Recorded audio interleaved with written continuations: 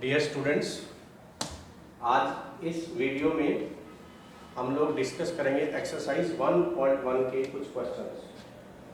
1.1 को डिस्कस करने से पहले मैंने जो लास्ट वीडियोस आप लोगों के पास शेयर किए थे उनमें मैंने ये टाइप ऑफ रिलेशंस डिस्कस किए थे। Null relations, universal relation, reflexive relation, symmetric, transitive और इक्विवेलेंस। आज हम जो क्वेश्चंस करेंगे, अगर कोई क्वेश्चन गिवन हो उसको चेक करना कि वो रिलेशन रिफ्लेक्सिव है, सिमेट्रिक है, ट्रांजिटिव है या नहीं है, इक्विवेलेंस है या नहीं है, ये चीज हम लोग चेक करेंगे। मतलब एक क्वेश्चन गिवन होगा, उस क्वेश्चन को हमने चेक करना होगा कि वो रिफ्लेक्सिव है या नहीं, सिमेट्रिक है या नहीं है, ट्रांजिटिव है या नहीं है, इक्विवेलेंस है या नहीं है। जो भी क्वेश्चन में लिखा होगा क्वेश्चन के अकॉर्डिंग हमने ये काम करना है। बेटे मैंने आप लोगों को इन्हीं लास्ट 4 वीडियोस में ये भी बताया था कि रिलेशंस जनरली 2 पार्ट्स में हम लोग क्लासिफाई कर लेते हैं। कुछ ऐसे रिलेशन जिनमें फाइनाइट नंबर ऑफ एलिमेंट्स होते हैं और कुछ ऐसे रिलेशन होते हैं जिनमें इनफाइनाइट मैनी एलिमेंट्स होते हैं। तो आज हम दोनों टाइप के क्वेश्चंस को इसमें एक दो क्वेश्चन दोनों टाइप का लेंगे और उसको करना बताएंगे किस तरह से प्रूव करना है रिफ्लेक्सिव, किस तरह से ये प्रूव करना है कि रिफ्लेक्सिव नहीं है, कैसे पता चले और कैसे ना पता चले। तो बेटे इसी को ध्यान में रख के मैं आप लोगों को जो भी क्वेश्चन बताऊंगा यहाँ, आप लोगों के एनसीईआरटी एक्सरसाइज 1.1 है, इससे क्वेश्चंस बताता चला जाऊंगा। जैसे पहला क्वेश्चन है, उसमें लिखा है determine whether each of the following relations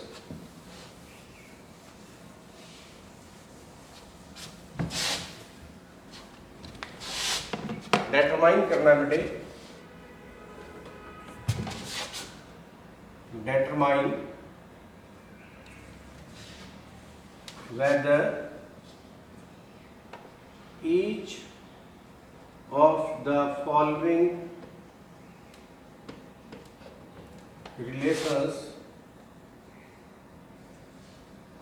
are reflexive, symmetric and transitive. Reflexive, symmetric and transitive. मतलब पहले क्वेश्चन को अगर हम लोग देखें, क्वेश्चन फर्स्ट है, उसका मैं सेकंड पार्ट आप लोगों को एक्सरसाइज 6.1 का डिस्कस करूंगा। सेकंड पार्ट ध्यान से आप लोग देखेंगे एक एक चीज कि कब क्या करते हैं क्या नहीं करते। तो जैसे आपका सेकंड पार्ट है उसी तरह से फर्स्ट पार्ट है, उसी तरह से इसका थर्ड पार्ट है, ठीक है। कुछ पार्ट आइडेंटिकल है, ठीक। इसी तरह से क्वेश्चन नंबर 3 है, ये सारे क्वेश्चन एक ही तरह से लिखे हैं और एक ही प्रोसेस इन क्वेश्चंस को करने में आप लोग अडॉप्ट कर सकते हो। जैसे सेकंड क्वेश्चन लिखा है, R is a relation on N of natural number defined as, R is a relation on set of natural number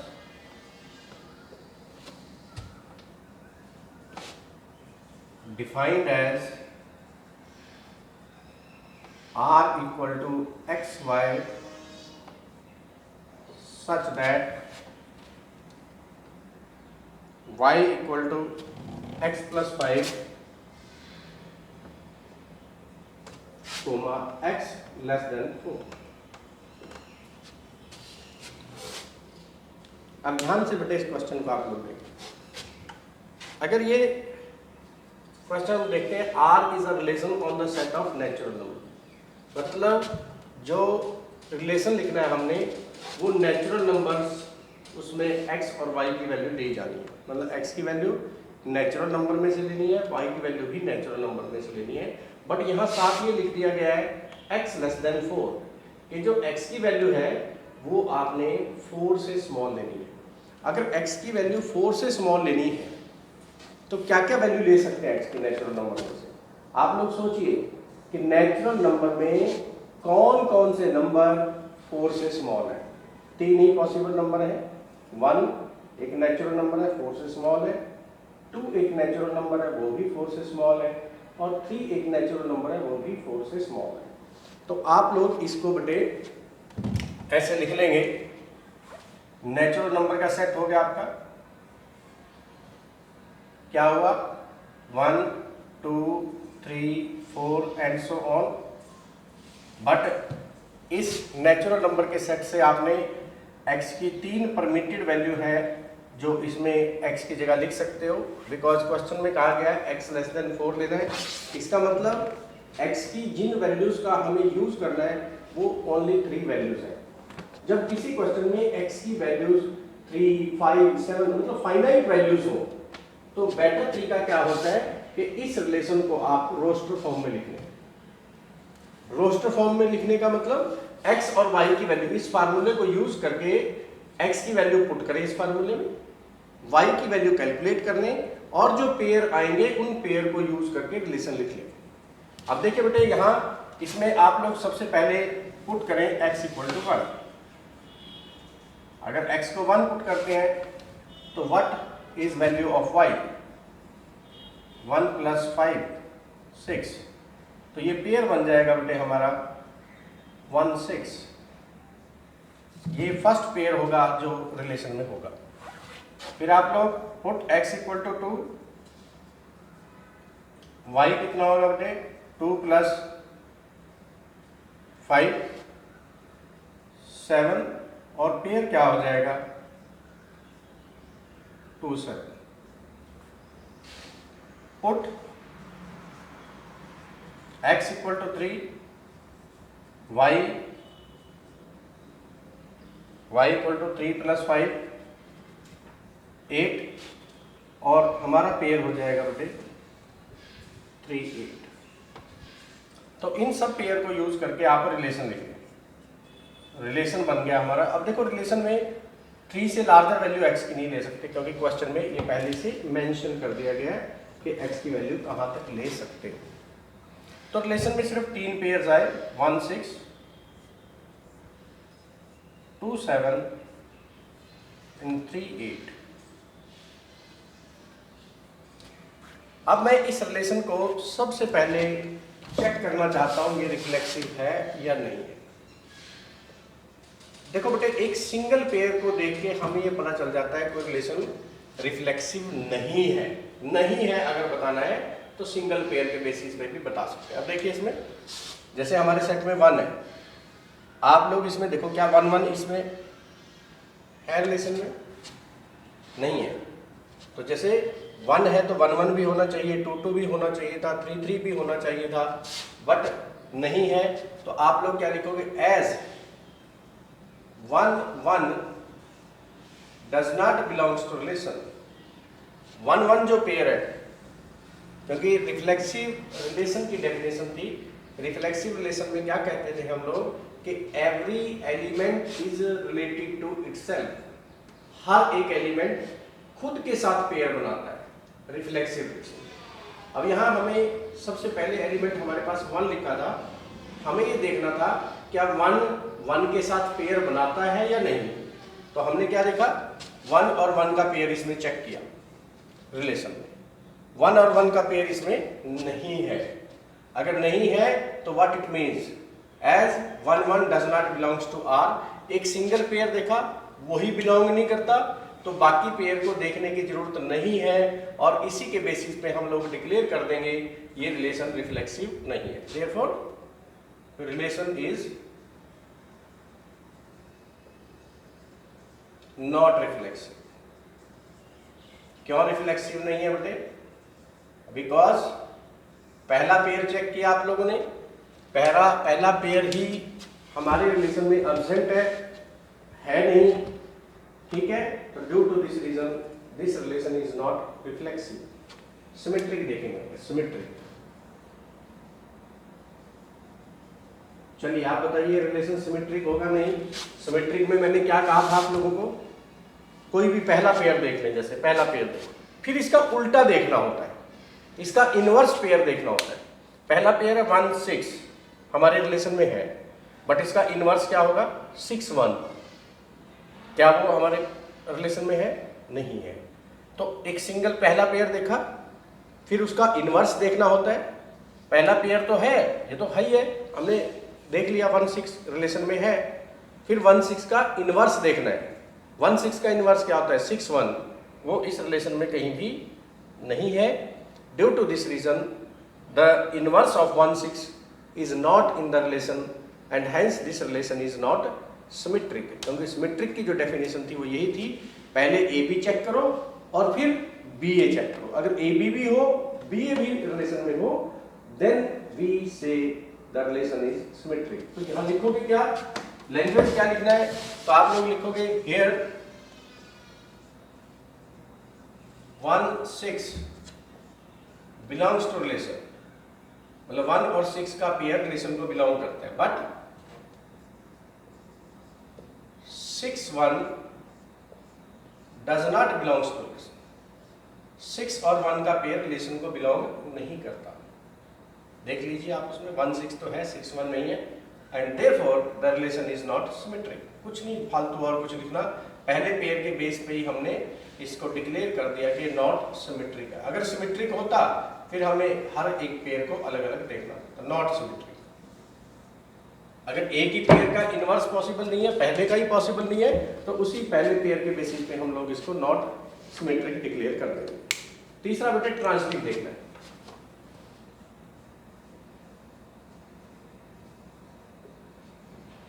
transitive में हम लोग पहला पेयर देखते हैं, जैसे 1 6 से रिलेटेड है। आप लोग देखो क्या 6 भी किसी से रिलेटेड है? नहीं, 6 किसी से रिलेटेड है। जैसे 1 का एसोसिएशन 6 के साथ है, हमने यहां देखना था 6 का एसोसिएशन किसी के साथ है? नहीं है। तो इसका मतलब a कोमा b तो है, बट b कोमा c इसमें नहीं है। इसी तरह से 2 7 है, 7 किसी से रिलेटेड नहीं है। 3 8 है, 8 किसी से रिलेटेड नहीं है। इसका मतलब हम जो ट्रांजिटिव रिलेशन में पहले दो पेयर सपोज करते थे, ए बी से रिलेट होना चाहिए और बी सी से रिलेट होना चाहिए, ए बी से रिलेट हो और बी सी से, तब हम जाके ए और सी को चेक करते हैं। बट अगर किसी रिलेशन में ए तो बी से रिलेट हो बट बी कहीं भी सी से रिलेट ना हो, तो बाय डिफॉल्ट हम इस रिलेशन को बोल देते हैं कि दिस रिलेशन इज ट्रांजिटिव, क्योंकि इसमें ए बी और बी सी पेयर हमें मिला नहीं है। ए का तो रिलेशन है बी के साथ, बट बी का रिलेशन सी के साथ ना होने के कारण हमें ए सी को चेक करने की जरूरत नहीं पड़ी और उसको चेक किए बिना हम इस रिलेशन को ट्रांजिटिव कहेंगे। तो therefore as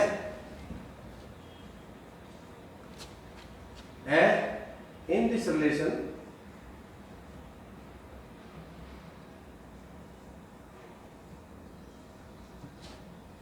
a B belongs to R, मतलब ए और बी के टाइप का जो पेयर है वो रिलेशन को बिलोंग करता है, but B C pair relation को बिलोंग नहीं करता। Therefore without checking A C, therefore no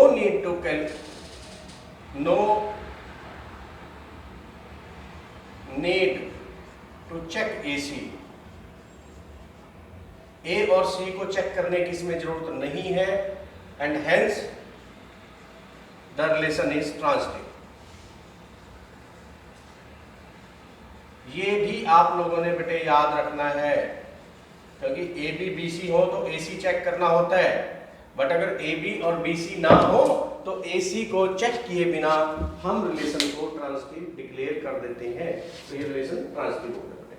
इस तरह से आप लोग क्वेश्चन करोगे और इस क्वेश्चन के बेस पे आप लोग, अगर आप लोग अपनी एनसीईआरटी बुक को देखें, एनसीईआरटी बुक में फर्स्ट क्वेश्चन के 5 पार्ट्स हैं, तो उसके पहले 3 पार्ट्स तो आप इसी एग्जाम्पल के बेस पे कर सकते हो। 4th पार्ट मैंने आप लोगों को जब वीडियोस शेयर किए थे टाइप ऑफ रिलेशन, उनमें मैंने डिस्कस किया था। अब हम लोग 5th क्वेश्चन है, 5th पार्ट इसी क्वेश्चन का, उसको डिस्कस करेंगे पार्ट 5। उसके भी 5th पार्ट के भी 5 पार्ट्स है। मैं उनमें से आप लोगों को कोई एक पार्ट डिस्कस करूंगा आपके साथ, बाकी पार्ट आप लोग खुद करेंगे और प्रॉब्लम आएगी तो मेरे पास उसका मैसेज डाल के प्रॉब्लम दूर करेंगे अपनी। देखिए बेटे, 5th पार्ट है। क्या लिखा है 5th पार्ट में? स्टेटमेंट क्या है? R relation R in the set of human being.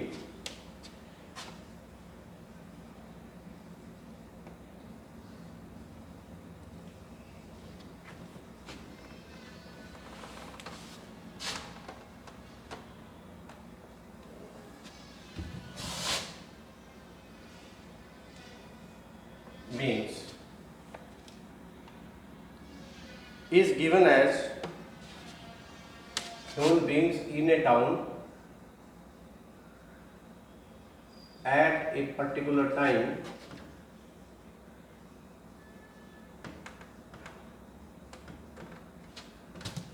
is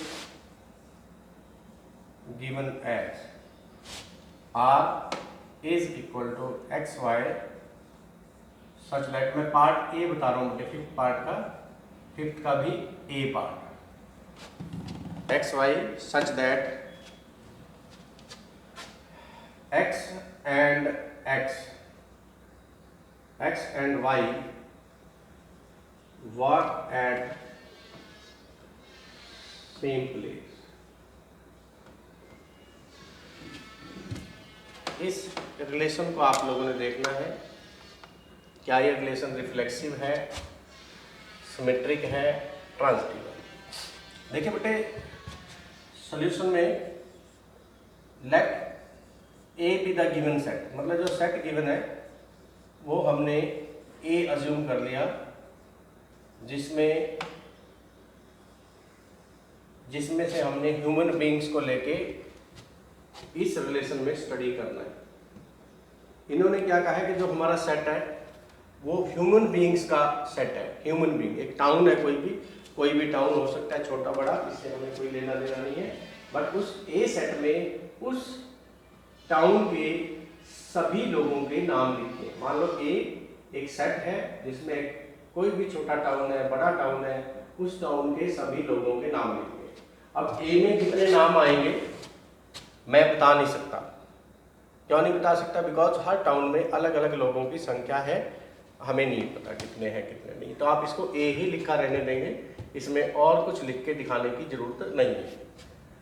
relation क्या लिखा है? X Y work at the same place, मतलब एक्स और वाई आपस में एक दूसरे से रिलेटेड होंगे। कब रिलेटेड होंगे? अगर वो दोनों एक प्लेस पे वर्क करते होंगे। मतलब एक्स और वाई का जो पेयर है वो हमारे रिलेशन में आएगा। कब आएगा हमारे रिलेशन में? अगर x और y सेम प्लेस पे काम करते होंगे। मतलब x y ए सेट में हो, इस ए सेट में कौन लोग हैं? एक टाउन के सभी लोग हैं। उसमें से हमने एक x का नाम लिखा, एक y का नाम लिखा।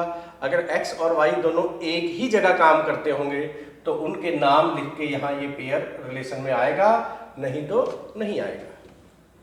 बट अब हम लोग ऐसे पेयर इसमें लिख नहीं पाएंगे बिकॉज हमें ए सेट में ही नहीं पता कौन से एलिमेंट है। तो बिना इस रिलेशन को बिना रोस्टर फॉर्म में लिखे, ये फार्मूले की हेल्प से रिलेशन लिखा है, रूल की हेल्प से रिलेशन लिखा है। इस रूल की सहायता से हमने चेक करना है रिलेशन रिफ्लेक्सिव है या नहीं है। सॉल्यूशन, सबसे पहले हम लोग रिफ्लेक्सिव चेक करते हैं। देखिए, मैंने आप लोगों को लास्ट वीडियोस में भी बताया था कि जब भी किसी रिलेशन को रिफ्लेक्सिव चेक करना हो और वो रोस्टर फॉर्म में ना लिखा हो तो आप लोगों ने जैसे यहाँ x और y है तो y की जगह x लिख देना है। Put y equal to x, y की जगह x लिखो। इस फार्मूले में, इस रूल में भी y की जगह x लिखो। जो रूल लिखा है उसमें y की जगह x लिखो तो क्या हो जाएगा? x and x work at same place.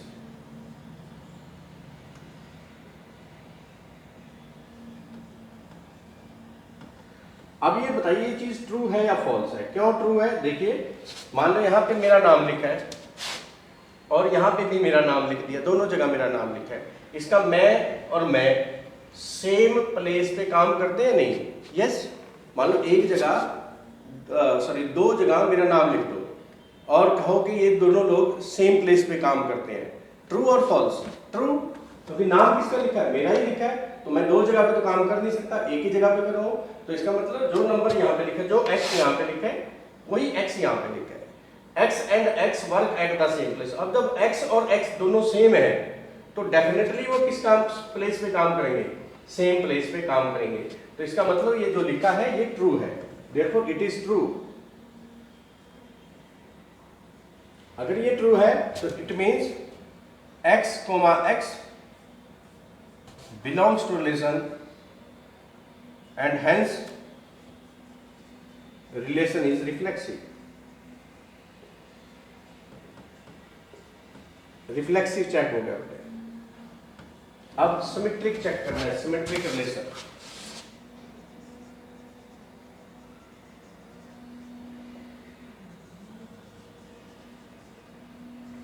किसी भी रिलेशन को सिमेट्रिक कैसे प्रूव करते हैं? आप लोग सपोज करोगे पहला पेयर, ऐसे सपोज करना है, suppose x y belongs to r, ये सपोज कर लिया। पहला पेयर सपोज करना है, फिर वो रूल लिखना है जिस रूल के अकॉर्डिंग ये रिलेशन लिखा गया। x y रिलेशन में है तो इसका मतलब x and y work at same place. मतलब हमें पता चल गया कि x और y एक ही प्लेस पे काम करते हैं। अब आप लोगों ने तो लिख दिया कि x और y सेम प्लेस पे काम करते हैं। अब आपने इसका उल्टा देखना होता है, क्या y और x भी सेम प्लेस पे काम करते हैं? और जब x और y सेम प्लेस पे काम करेंगे तो y और x भी क्या होंगे?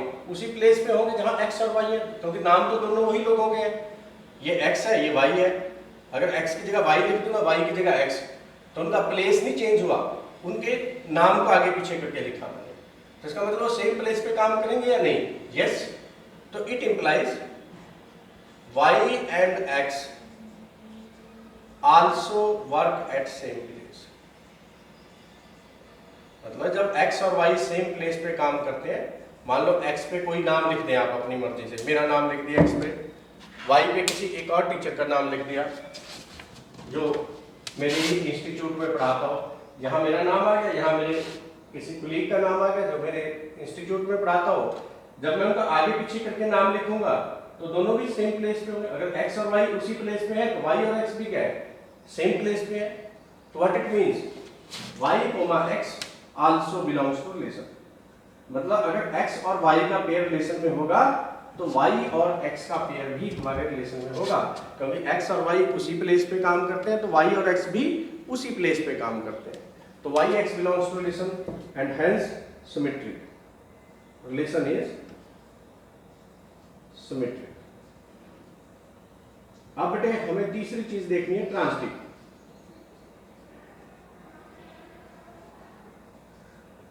Transitive relation. जब हम किसी रिलेशन को ट्रांजिटिव चेक करते हैं, पहले दो पेयर हम सपोज करते हैं खुद, फिर उनके बेसिस पे तीसरे पेयर को वेरीफाई करते हैं। क्या सपोज करना है? सपोज करेंगे x y belongs to r। हमने ये सपोज कर लिया x और y का जो पेयर है वो हमारे रिलेशन में है। मतलब x और y work at same place, कि x और y एक ही प्लेस पे वर्क करते हैं।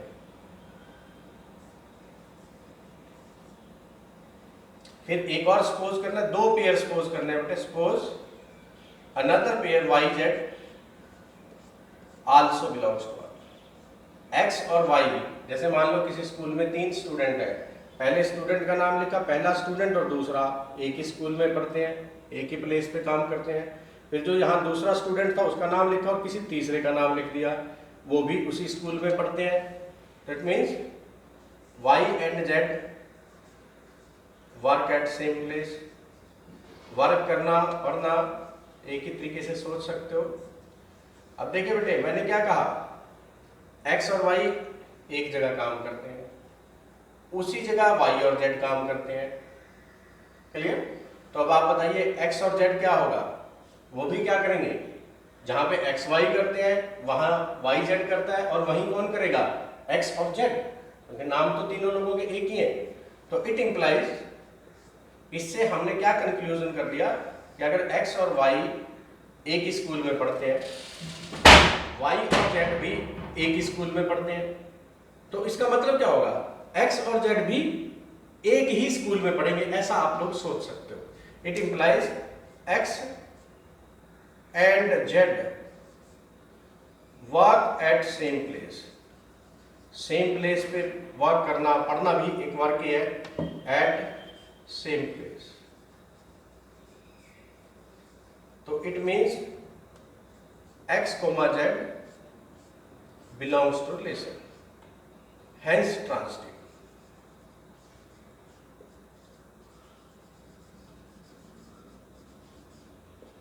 तो बेटे हमने इस रिलेशन को रोस्टर फॉर्म में नहीं लिखा, बिना रोस्टर फॉर्म में लिखे इस रिलेशन को रिफ्लेक्सिव भी प्रूव किया, सिमेट्रिक भी प्रूव किया और ट्रांसिटिव भी। कैसे किया? रिफ्लेक्सिव प्रूव करने में हमें कुछ सपोज नहीं करना होता, जस्ट जो यहाँ दो वेरिएबल लिखे हैं, एक्स और वाई लिखे हैं या ए और बी लिखे हो, जो भी दो वेरिएबल हो, तो सेकंड वेरिएबल को फर्स्ट वेरिएबल की इक्वल लिख देना है। जैसे यहाँ y को x के इक्वल लिखा और इस रूल में लिख दिया। रूल था हमारा x and y work at same place, तो जब हम y की जगह x लिखेंगे तो यहाँ x आ जाएगा, तो क्या बन जाएगा x, ये x तो x रहा, x and x work at same place, which is true, क्योंकि x और x एक ही प्लेस पे काम करेंगे, which is true, therefore the relation is reflexive. Symmetric prove करने का तरीका क्या होता है कि सपोज कर लें x और y का पेयर, मतलब x और y दो लोग हैं जो एक ही जगह काम करते हैं। अगर x और y एक जगह काम करते हैं तो y और x भी एक ही जगह काम करेंगे।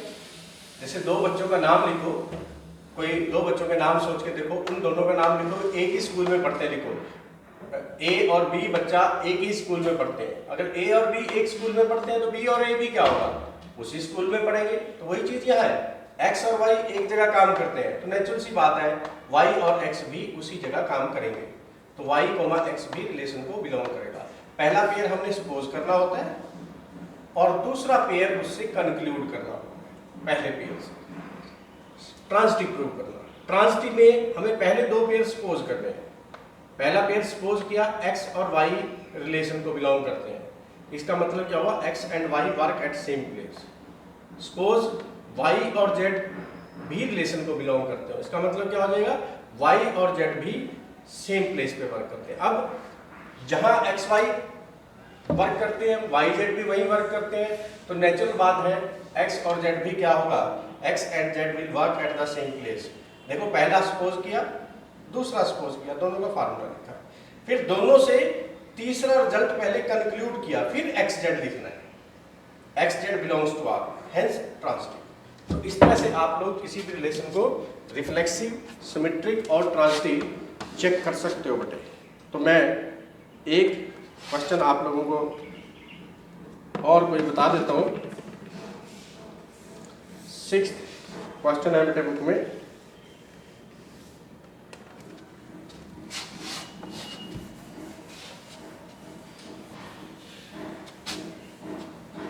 Question 6।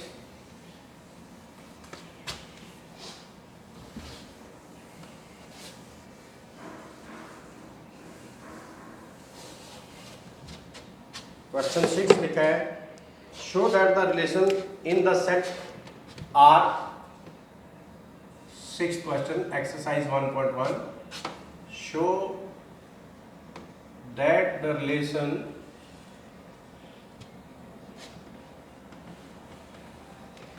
In the set A, sorry in the set A नहीं है, सेट का नाम नहीं लिखा कुछ, 1 2 3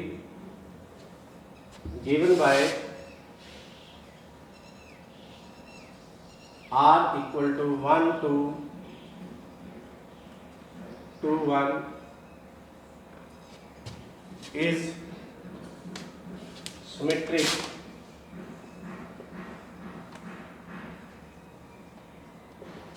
but neither reflexive nor transitive।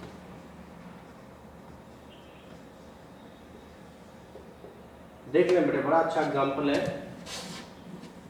इस क्वेश्चन में ये हमारा सेट है, इस सेट के एलिमेंट्स को हमने रिलेशन में यूज करना है और ये रिलेशन हमारा पहले से ही रोस्टर फॉर्म में लिखा है, पहले से ही इसमें पेयर लिखे हैं, रूल नहीं लिखा, पेयर लिखे हैं डायरेक्टली। अब इन पेयर्स को देख के इसमें हमें और एडिशनल कुछ नहीं करना, बहुत छोटा क्वेश्चन है उससे पिछले वालों से। इसमें पहले से ही एक पेयर ये लिखा है, एक पेयर ये लिखा है। इन पेयर को देख के आप लोगों ने ये बताना है कि ये रिलेशन सिमेट्रिक तो है बट ना रिफ्लेक्सिव है और ना ही ट्रांजिटिव है। देखिए बेटे सॉल्यूशन, हम सबसे पहले रिफ्लेक्सिव देखते हैं। पहले तो यहां सेट लिख लो बेटे, गिवन सेट क्या है, ऐसा करें, गिवन सेट लिख लो।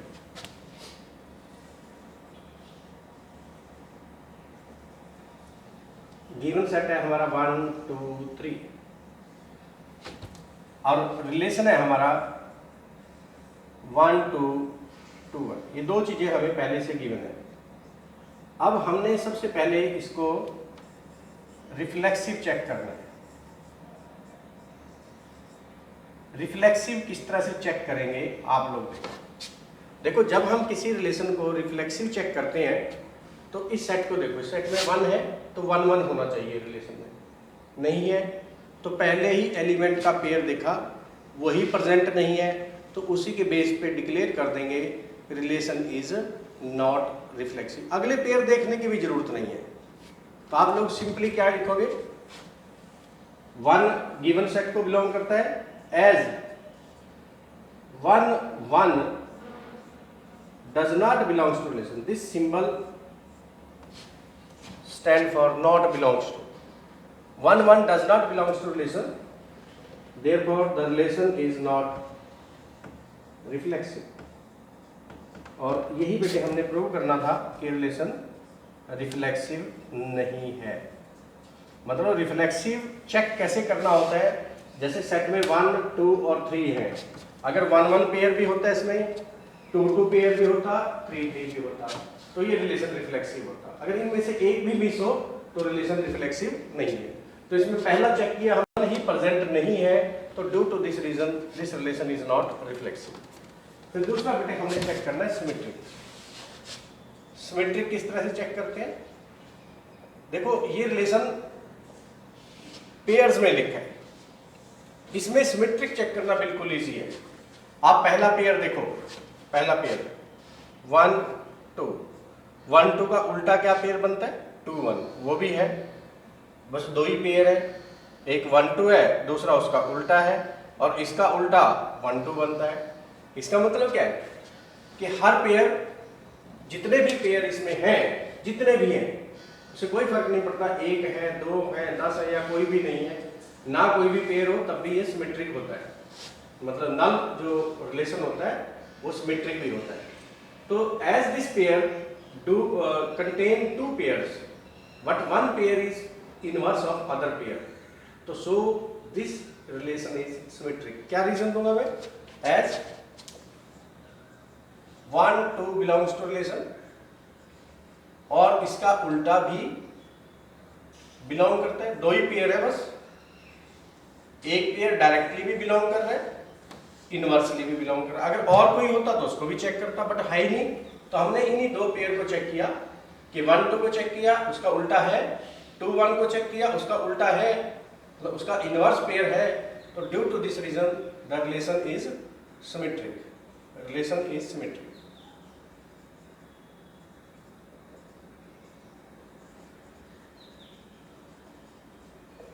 ट्रांजिटिव चेक करना,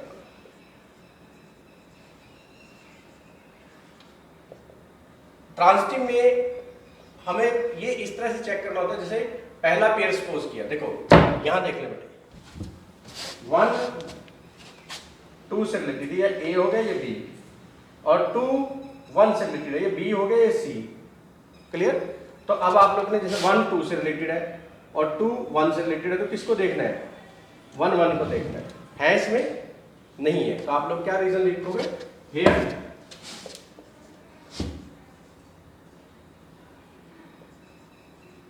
1 2 belongs to relation, 2 1 belongs to relation। 1 और 2 का पेयर रिलेशन में है, 2 और 1 का पेयर भी है, तो अब आपने 1 और 1 के पेयर को देखना है। बट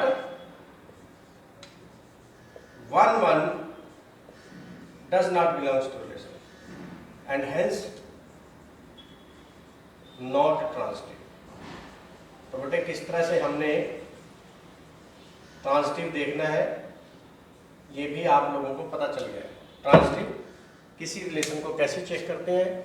ए और बी का पेयर चेक करें, फिर बी सी चेक करें, अगर ए बी भी रिलेशन में हो, बी और सी का पेयर भी रिलेशन में हो, then we have to check a और सी। इसमें ए बी भी है, ए बी भी रिलेशन में है, बी और सी भी है, क्योंकि ए का मतलब 1 हो गया, बी का मतलब 2, यहाँ बी का मतलब 2 हो गया, सी का मतलब 1। तो ए बी से रिलेट करता है, बी सी से करता है, बट ए सी से नहीं करता।